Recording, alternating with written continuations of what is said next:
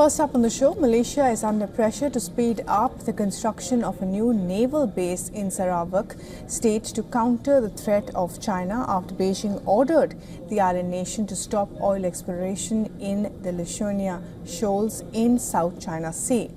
Now, the Chinese Foreign Ministry reportedly expressed grave concern and strong dissatisfaction over Malaysian oil and gas survey in the shoals, despite the fact that it falls in Malaysia's exclusive economic zone. In addition, the Chinese Coast Guard vessels have been patrolling the area, harassing the Malaysian drilling rigs and survey ships.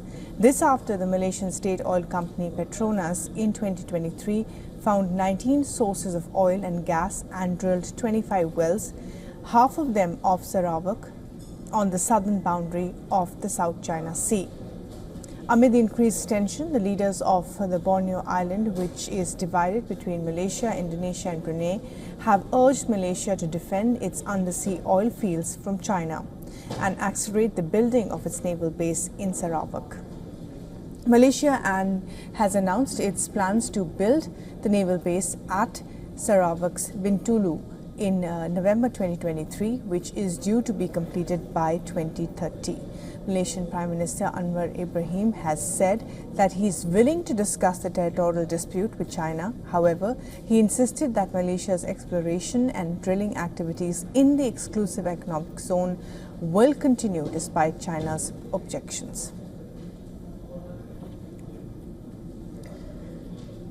Now, to talk more about this, we're now being joined by Dr. Azmi Hassan, political analyst and senior fellow of the Nusantara Academy of Strategic Research, who is joining us from Kuala Lumpur. Dr. Hassan, thanks for talking to WION. Let me begin by asking you, Malaysia is potentially eyeing a more assertive stance against the Chinese government. What do you make of the latest decision? Well, not about a more assertive stance, but we have been talking with the Chinese regarding the oil exploration in our own, as you mentioned, EEZ. As we have seen that we want confrontation with China. We want, if there is any problem, we can talk about it. I think that's where the assertive comes from. Let's talk about it. If China has a problem with our oil exploration, there's nothing wrong with talking. I think that's where I think the misleading statement coming that Malaysia is assertive, as the Philippines has been doing right now. Right. You're making that difference, but Malaysia has substantial business and trade ties with China. How does that impact the relationship with China if you go through with the naval base, something that, of course, is irking China nonetheless?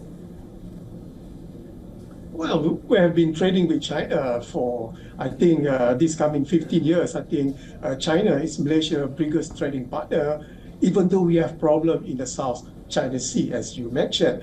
So I don't see any problem with that. What's happening for the last few weeks has been happening for the last, I would say, 10, 15 years.